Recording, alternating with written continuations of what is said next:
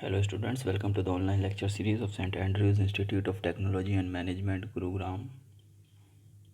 Myself Sudhinder Vats, Assistant Professor in ETC Department. In today's presentation we will see two adders, carry look ahead and BCD adders, which is a part of unit 2nd in Digital Electronics ETC 4th semester. So in the last lecture we saw about the parallel adder, or which is also called the ripple carry adder. As in a parallel adder, the carry generated from the first full adder is fed to the second full adder, then the new carry generated from the second full adder is fed to the third full adder, and so on. So in this parallel adder we get the sum parallelly, but the carry generated, that is the sum, for this sum to be generated, which is depending upon the carry generated from the previous full adder, it takes some time. And as the number of full adders increases, or the number of digits we need to add increases, this delay increases, because if delta d is the delay to generate carry in one full adder, then if I have 4 full adders for this sum S3 to be generated, it would require 4 delta D delay. That is, the delay time increases as the number of full adder increases in ripple carry adder or parallel adder. So to rectify this situation, we now look into the carry look ahead adder. In this adder, the carry input at any stage of the adder, that is the carry generated from any adder in the n bit adder, is independent of the carry bit generated at the independent stages or the intermediate stages. Let's see, if I have a 3-bit adder, and if this is the initial carry C0, this is C1, this is C2, and in last we have the carry output C3. So C3 would not depend on these intermediate carries, it will only depend on the initial carry. Similarly, C2 will not depend on C1, it will depend only on C0. So we can generate the sum output and the carry output without being dependent on the intermediate carries, which reduces the delay time. So output of any stage is dependent only on the bits which are added. So output at any stage, that is, if it is the first full adder which is adding A0, B0, which are the LSBs of two numbers, this one is adding A1, B1. So output S2 and C2 of this second adder or any adder will depend only on the present bits to be added and the initial carry C0. Okay, so output at any stage is dependent only on the bits which are added in the previous stage and the carry input provided at the beginning stage. So it depends on carry which is provided at the beginning stage and not on the intermediate carries. Hence the circuit any stage does not have to wait for the generation of carry bits from the previous stage. So the circuit need not to wait for the generation of carries from the previous stage, and carry bit can be evaluated at any instant of time. So if I have two bits A and B, and C I is the previous carry, so this is the truth table of full adder which you have already seen in the last lecture. So it is the basic truth table of full adder in which Ci plus 1 is the next carry generated and Ci is the previous carry, or Ci plus 1 can be also Ci plus 1 can be written as C0 or the output carry which I have written over here. So when we see the truth table, we can see that the Ci plus 1 or the carry output high as high at 4 places. So in the last two cases I have A and B both 1. That is, when A and B are both 1, that is A dot B is equal to 1, which is high, then the carry output is high, that is the carry is generated. So this, there is a new term carry generated G, which can be given as A dot B. Similarly, in these two cases I have the carry output as high as well. Okay, but we can see the carry is propagated, that is what is at Ci is being propagated to Ci plus 1. So it is called carry propagated. And when I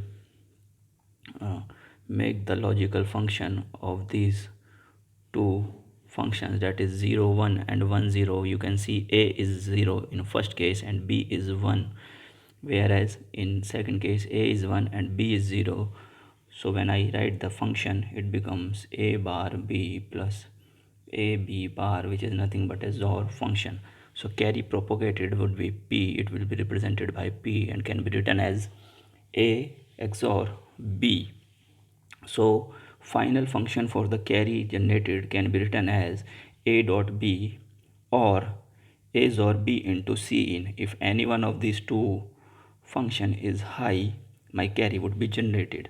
So carry out is A dot B plus A XOR B into C in. So A dot B is my G. So I can write that Ci plus 1 or C naught as Gi, that is A dot B is Gi, and A XOR B is Pi, that is the propagated carry, into C in, that is the last previous stage carry. So C naught at any stage or Ci plus 1 can be written as Gi plus Pi into Ci.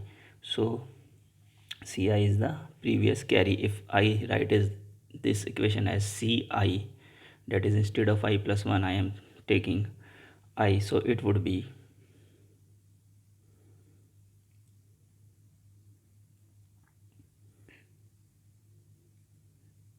Gi plus Pi and Ci minus 1. So this would be the carry from the previous stage. So from the truth table of full adder, two new terms are introduced: carry generate and carry propagate. Carry generate Gi is equal to 1 wherever there is a carry Ci plus 1 generated, that is when the carry is generated. It depends on Ai and Bi inputs. So Gi is equal to 1 when both Ai and Bi are 1, that is why Gi is equal to Ai dot Bi when both are 1. Carry propagated Pi is associated with the propagation of carry from Ci to Ci plus 1, and it is calculated as Pi is equal to Ai XOR Bi, which we have seen already. So the function would be Ci plus 1 Ci plus Pi into Gi. So we can see that if I put I is equal to 0 in this equation, so C1 would become C naught plus P naught plus G naught. Okay, so C1 is depending on the previous carry C naught. If this is my initial carry C naught, so if I am taking a 4-bit carry look ahead adder, then C1 would be C naught plus P naught, C naught into P naught plus G naught. Similarly, if I need to calculate C2 would be, as I is 1, so it will I is 1, it would become C2, so it would be C1 plus P1 into G1 1. So when I put the value of C1 from the previous equation, it becomes this one, that is C naught P naught plus G naught multiply by P1 plus G1. So it is also the C2, that is the second carry generated from the full adder, is also depending upon the first or initial carry only and on the present inputs. And similarly we can calculate C3 and C4. So if I draw the picture of a full adder 4 bit, so this would be A0, this would be A1, this would be A2, this would be A3, and similarly B1 till B3. So if it is my initial carry C0, then this would be C1, this would be C2, this would be C3, and last would be C4. So I can calculate from this equation C1, C2, C3 and C4, and all of them are depending on the initial carry only.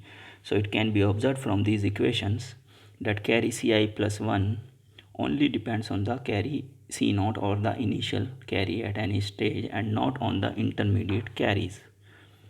Okay, so this is how we can represent our carry look ahead adder. So these are the inputs G3, P3, G2, P2, which are depending only upon the bits we are providing, that is the bits to add, that is A is A0, A1, A2, A3, and B is B0, B1, B2, B3. So all of these we know in advance.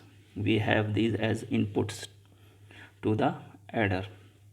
So we can, using the XOR gates and the AND gates, that is G is nothing but A dot B, whereas P is A XOR B.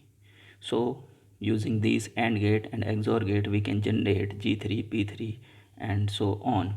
And when I will feed them to the CLA logic, so I can generate my sum using these 4 XOR gates as S0 is A XOR B. You know from the table of a full adder that sum is nothing but the A plus B plus Ci. So this is how I can generate the sums S0, S1, S2 and S3. S0 would be A0 XOR B0 plus C0, where A0 XOR B0 is nothing but the P0, and A1 XOR B1 is nothing but P1. A2 B2 A2 XOR B2 is nothing but P2, and similarly A3 XOR B3 is nothing but P3. So I would use 4 XOR gates and provide one input as P3, P2, P1 and P0, and other one is the carry generated, which depends only on C0. So it would be C1, C2, C3, which can be generated using these carry propagate and carry generate functions. So this is how we can implement the CLA logic circuit. So it saves our time and the addition is fast as compared to the ripple carry adder. So next is BCD adder, that is we can have in BCD from 0 to 9 the decimal numbers. So if I have two numbers, let's say two BCD numbers A0, A1, A2, A3 and B0, B1, B2 and B3, or A and B, simply it is the representation in binary. So the maximum value of this number is 9. So both numbers can be 9. So maximum value of BCD addition can be 18. And if I am not taking into the equation the carry generated, initial carry, if initial carry is 0, then the maximum sum can be 18. Okay, if I am neglecting the initial carry, then the maximum sum, BCD sum can be 18. If there is a previous carry plus 1, then this maximum sum can be 19. So maximum sum in a BCD adder can be 19, that is 0 to 19 if I am considering the previous carry as 1. Otherwise it will be 18. So BCD stand for binary coded decimal. Suppose we have two 4-bit numbers A and B. The value of A and B can vary from 0 to 9. So if this is my input A, this is my input B, so it will generate an output whose maximum value can be 18 if no carry was there and 19 if initial carry was 1. So output will vary from 0 to 18 if the previous carry is 0. So if this is the binary sum and this is the BCD sum, as we know that from 0 to 9 both binary representation and BCD representation are same. So that is why from 0 to 9 I have not shown these particular terms in the truth table, because 0 to 9 both the binary sum and BCD sum are same. So I have started from the 10. Where is the difference starts? So if the binary sum is, if the decimal sum is, let's say 10, so in binary it can be represented as 0 1 0 1 0, where these are the sum bits S0, S1, S2, S3, and C is the previous carry. Okay, so it can be represented as 0 1 0 1 0, which is representation of 10 in binary. But in BCD, 10 will be represented as this one, that is 1 0 0 0 0. As you all know that in BCD we represent individual decimal digits into binary. So we have 1 0. So for 0 it would be 0 0 0 0, and for 1 it would be 1. So it, or we can say 0 0 0, but we will neglect this 0, so it would become 1 0 0 0 0, that is 16. Whereas 11 in binary is represented as 0 1 0 1 1, whereas in BCD it can be represented as 1 0 0 0 1, that is 17. So 11 in decimal is 17 in BCD. Similarly 12 in decimal or binary is 18 in BCD. So from this truth table we can see that the decimal representation 10 is 16 in BCD. So as soon as the sum crosses 9, there is a difference starts between the binary sum and BCD sum, which is the difference of 6. That is, for 10 it is 16 in BCD, for 16 it is 22 in BCD. So we can see that it is the sum in binary is being added 6, that is 0 1 1 0. We need to add 0 1 1 0 to our binary sum to get the BCD sum. So if I add in binary sum the value 6 0 1 1 0, then I would get the BCD sum. So now let's make the logic for that. So we can see that for the last 4 rows where C star, that is the carry, is 1, so 6 would be added. So it is C bar should be 1. Then for 12 to 15, I would say from this, if I consider these 4 terms, that is 12 to 15, we can see that S3 star and S2 star, these bits are all 1. So S3 star into S2 star is equal to 1. So in this case also we will add 6, because we need to add 6 from 10 to 19. So I need to write the logical function for that. So I have seen that from 16 to 19 C star is 1, so it would be C star is equal to 1. Or for 12 to 15, S2 star into S3 star is 1. Or for 10 or 11, if S3 is both 1 and in both cases, and S1 is also 1, so it would be S3 star into S1 star. So these are my three conditions. If C star is equal to 1, or S2 S3 star is equal to 1, or S3 star S1 star is equal to 1. If any one of these situation persists, then I will get the BCD sum. Okay, so now let's see how we can write the logical function for that. So 0 1 1 0 or 6 would be added in binary sum when these three conditions are fulfilled, that is C star is equal to 1, S3 star S2 star is equal to 1, and S3 star S1 star is equal to 1.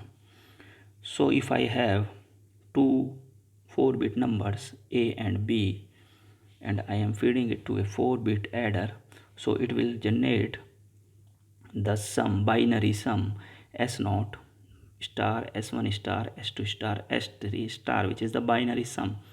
So till the binary sum is less than or equal to 9, it would be directly feed it to the 4-bit adder and it will generate BCD sum, which is same as the binary sum. But in the case this binary sum is greater than 9, then we need to add 0 1 1 0, which we can do using this combinational circuit. So the carry generated, I would give it to the OR gate because C star is 1. Similarly, these two conditions I need to take into account as well, that is S3 into S2 bar, that is S3 and S2 bar, that is the AND operation of them. I will feed them to an AND and then to the OR gate. Similarly, S3 S1 S1 S3 to the AND gate and then to the OR gate. So if any one of these is 1, then I will add 6 to the binary sum. So first I will use AND gate for these two terms and then feed the output to the OR gate, and this I will feed to the 4-bit adder. So whenever these conditions are fulfilled, then 0 1, as you can see, 0 1 1 0 would be added to the binary sum and I will get the BCD sum as S0 S1 S2 S3. So this is how a BCD adder works. I hope you understand. Thank you very much for watching.